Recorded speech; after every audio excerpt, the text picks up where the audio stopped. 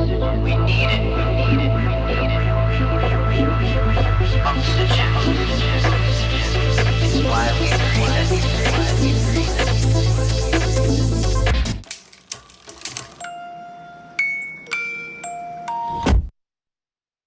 Welcome back to the Grit Files. It's been a minute or 10 or 20 or maybe even 100. Been a little while. COVID kind of got in the way of all of the plans I had, but I remain undaunted. And so we are resuming Grit Files. You can stay tuned every week for exciting new content. And this week, we are here with Brilly Semenova. She is a self-advocate for the disabled, supporting people in special education, transition services, counseling, individual family members, and organizations. Just a wealth of knowledge here. So Brilly, welcome to the show. Thank you for having me, Dr. Loralyn. It's a pleasure to be here. Well, why don't you tell the audience a little bit first about your background and why you've gotten into this path of self-advocacy? Sure. So like Dr. Loralyn mentioned, my name is Brilly. I'm a self-advocate. Growing up with a physical disability, I have noticed the challenges families and individuals face on a day-to-day basis. So knowing that I have my own challenges obtaining resources and supports, I decided to go in the path of education and consultings where I can help families and organizations understand what they need to do when they're working with families and individuals with disabilities and how to apply for services and when to apply for services. Now, what our audience may not know, but I know you've shared publicly, so I feel confident Yes. not betraying, any truths here or secrets. Brilly has cerebral palsy. And on top of that, what's made her even more amazing, besides that she's a complete wealth of information, is that she's not only completed her undergraduate and done minors in special education, working organizational design, she's doing her master's now. Brilly, you want to talk a little bit about the education that you're doing and where you're at? Yes, I'm pursuing my master's in organizational leadership and nonprofit management at Penn State University. I'm hoping to be graduating with that degree within a year.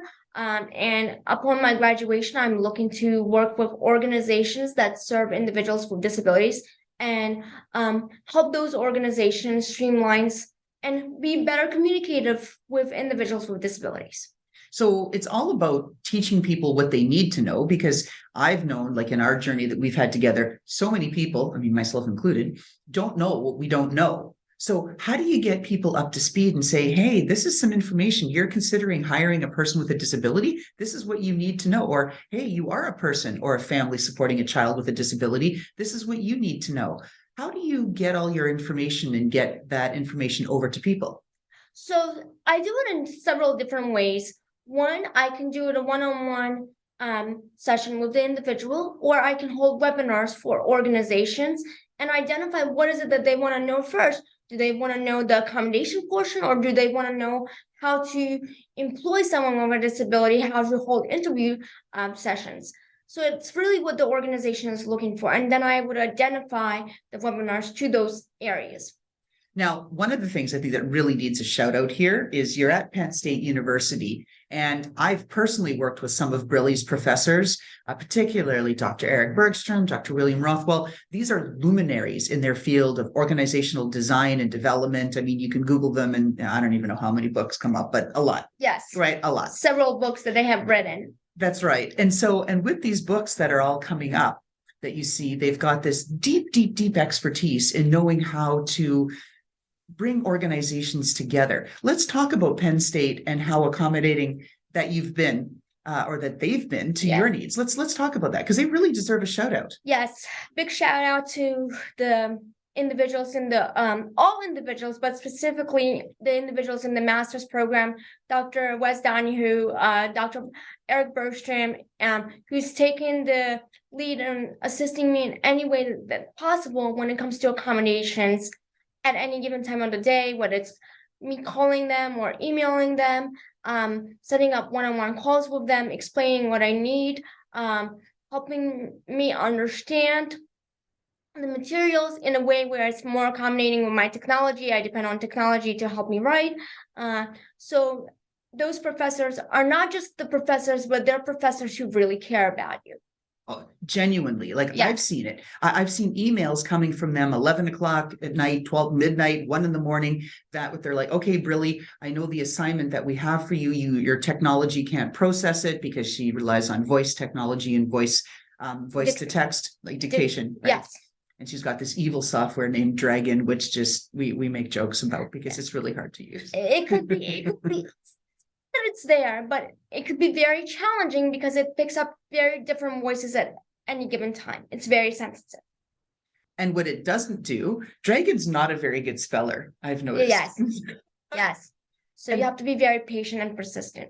But it's also hard because you can't easily export the content that's in Dragon into a document and then allow that in a document to do spelling checks and grammar checks. Like the technology, it's not all compatible. So it's kind of a nightmare to be able to submit an assignment. We take it for granted. Oh, write it up in Word or whatever we're using, and then boom, hit submit, call it done, run some Grammarly on it. Yeah, it's good. But you can't do that with the disability technology that Brilly has. Yeah. You have to prepare your voice for it, and it could be a long time training, but don't give up. It can work if you're very persistent. And I've also seen some of the toll that it's taken on you personally now on the flip side, where her professors are being incredibly accommodating, where they're even dictating and putting the assignments into a way that her technology can be able to absorb and process, and then adjusting how she's receiving that information so that she can then turn the assignment around and send it back to them. I've noticed many times, I've had calls with Brilly at the end of the day, and her voice is barely there because you've been dictating assignments all day. Yeah. Yeah. But it gets done. Once you work with the right professors and you get what you need ahead of time, you can really easily do your assignments online with the support that you need. Don't take it for granted. Online education is available, especially after COVID. It has pivoted us to learn how to do it online. And one of the things too that a lot of employers or professors and that don't realize is that the weather can wreak havoc on somebody that has physical disability limitations, autoimmune diseases, these kinds of things. And it's nice to see that there's been some level of accommodation for that. Yes, it has been very grateful, especially for the professors. They understand if they see that you're motivated and you want to work, you want to achieve a good grade, they will work with you. As soon as you show them that you're a motivated student and that you really want to achieve and get your degree, the professors will work with you. So you've heard it here first. Penn State, rah, rah, right? So fantastic. Well, let's switch gears away from some of the education, talk about some of the things. So you have challenges. We talked about even especially like when the weather is crap on those like awful rainy days that none of us want to get out of bed. You have a really hard time doing that with all of the hardware that you wear to get going and that you need. Talk to us about how you dig in and find that resilience and that motivation to keep going on those tough days when no one wants to get out of bed, especially you when you're hurting. So one of the things that I know that has worked for me for many years is that I'm very persistent, and then I know to work ahead of time, and I'm motivated. So if I know the weather is going to be bad or something, I try to get things done ahead of time. So if there's a bad day, I don't have to worry about doing an assignment or something. I can just take it slowly and still do the reading portion while laying in bed, or like taking time to start late, but not be so concerned because I know that somewhere around the way, people will need my services. So what's motivating me is that I'm making the difference in the community. You absolutely are. I mean, this is a gal that's pretty much got like everybody on speed dial that you need to know, the disability community. She's fantastic. She's been a tremendous support to steer us, and I'm really grateful for all that she does. So I just want to put that out there. Now, some other questions. If I gave you, I'm going to use my little mouse here, an undo button, and you got to hit it once and undo one thing in your life, what would you undo? I would undo the path when we are high school students. The things that I learned my own way. There are some great professors and educators, but honestly, get to start to explore and network early. Don't wait until your junior or senior year. Get out there in the community, get to be known, get to know how to give back. the things that I have learned, I had to circle around on my own. I was not known to new, financial literacy courses or something like that. That was not available in high school. I basically saw it myself by researching. And that's it. Just always being proactive, Yeah. never giving up, going out and finding information. It's out there. You got to, Yeah. right? Yeah.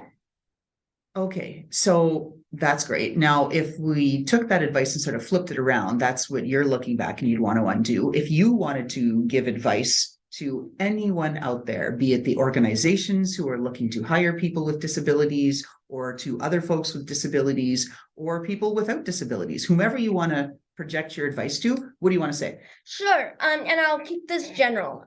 Anybody who's watching this video, don't judge the person by just looking at them. Get to know the person. Establish that relationship before you even make any recommendations. We all have some sort of struggles. It may not be physical. It may not, whatever it is.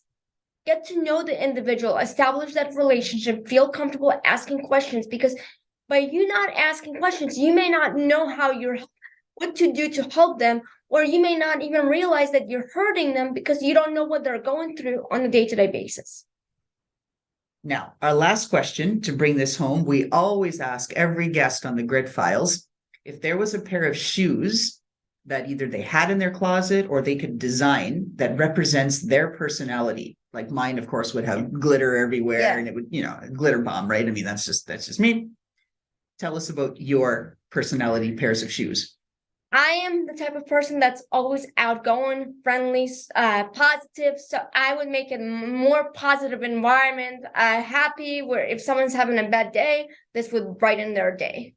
So your shoes would probably have yellow happy faces all over them? Yes. Yeah, that's pretty much Brilly. So that's a wrap, everyone. Thank you so much for your patience as I've suffered the wrath of COVID, not once, not twice, but 3 times over the last, little bit, but very happy to bring the Grit Files back. And Brilly, I want to thank you again for all that you do for Steeris, all that you do for the disability community, and just every way that you're supporting all of us. And I thank you for having me.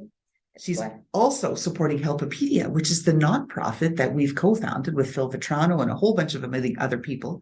So stay tuned for that, because that's going to be, we envision, the one-stop shop in the world to be able to access free resources. One stop for help. No ask for help goes unheard. So look out for that too. Helpopedia. And how about that fantastic intro by Touch Circle?